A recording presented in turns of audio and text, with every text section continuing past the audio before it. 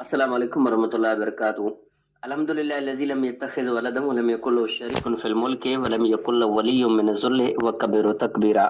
अल्लाहुम्मा सल्लि व सल्लिम अला नबिय्यिना मुहम्मदिन। अऊज़ु बिल्लाहि मिनश शैतानिर रजीम। बिस्मिल्लाहिर रहमानिर रहीम। तबारकल्लज़ी बियदिहिल मुल्कु व हुवा अला कुल्लि शैइन क़दीर।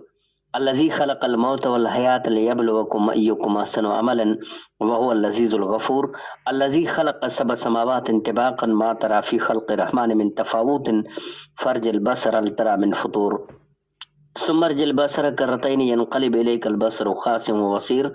वलक़द ज़य्यना अस्समाअ दुनिया बिमसाबीह वजअलनाहा रुजुमन लिश्शायातीन व अअतदना लहुम अज़ाबस सईर। अल्लाह बाजारे मेहरबान जे नाले सां शुरू। उहो अल्लाह वॾी बरकत वारो आहे जंहिंजे हथ में सारे मुल्क जी बादशाही आहे ऐं उहो सभु कंहिं शइ ते वस वारो आहे।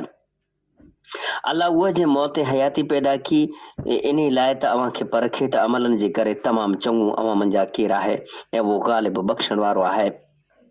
अल्लाह उहा जे सतनि आसमान खे तबका तबका बणायो ऐं ॾिसंदड़ तूं बाजरे अल्लाह जी बनावट में को फ़र्क़ु न ॾिसंदे। पोइ वराए नज़र करे ॾिस त किथे का फोट ॾिसे थो। वरी बि ॿ भेरा ॾिस त ज़रूरु तुंहिंजी नज़र तोड़ा झकी थी थकिजी मोटंदी।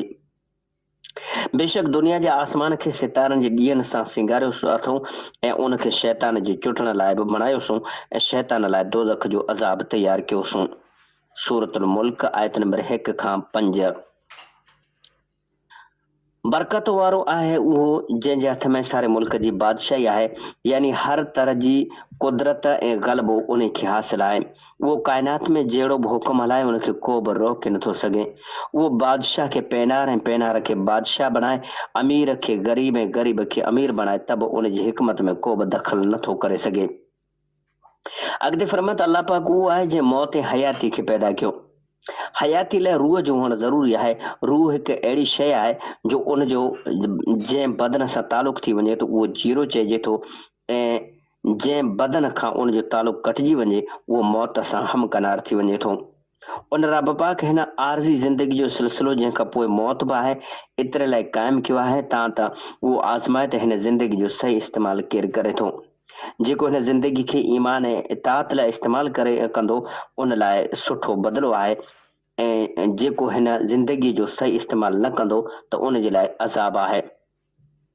अॻिते फरमाए त आसमान जी बनावट जे बारे में अॻिते आसमान जी बनावट जे बारे में फरमायो त उन में को नुक्स या का कजी या को खलल न आहे, पर उहो बिल्कुलु सिधी ऐं बराबरि आहे। जेको हिन ॻाल्हि जी दलालत करे थो त उन्हनि सभिनी आसमान जो बणाइण वारो को हिकु ई आहे, वधीक न आहिनि। कॾहिं कॾहिं कंहिं शइ खे ॿ भेरा गौर सां ॾिसण जे करे उन में को ऐब ऐं नुक्स निकिरी अचे थो, पर हिते त सुहिणो रब पाक दावत ॾिए थो त वर ॾींहुं निहार त आसमान में का फोट ॾिसे थो। पोइ फरमाए त तुंहिंजी नज़र जकी थी थकिजी मोटंदे। इहा वधीक ताक़ीद आहे जंहिंजो मक़सदु पंहिंजी अज़मत ऐं कुदरत ऐं हिकिड़ाई खे वाज़े करणु आहे। पोइ अॻिते तारनि जा 2 क़िस्म बयानु कया विया आहिनि। हिकु आसमान जी सूंहं, छो जो उहे तारा आसमान में चिरागनि जा चमकंदड़ ऐं ॿरंदड़ नज़र ईंदा आहिनि। ॿियो शैतान जॾहिं आसमान साम्हूं चढ़ण जी कोशिशि कंदो आहे त ही तारा ओलांबो बणिजी मथसि पवंदा आहिनि।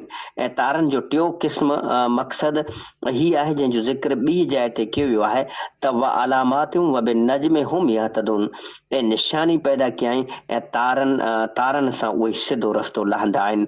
सूरह नहल आयत नंबर 16। समंड, दरिया ऐं पोठनि ऐं जंगनि में रस्तो मालूम थींदो आहे। जीअं टेड़ू, कतियूं ऐं कुतब तारे सां माण्हू सही वाट ऐं ॾिस मालूम कंदा आहिनि। इहे सभु अलाह पाक असां ते अहसान कया आहिनि। वमा अलैना इल्लल बलागुल मुबीन।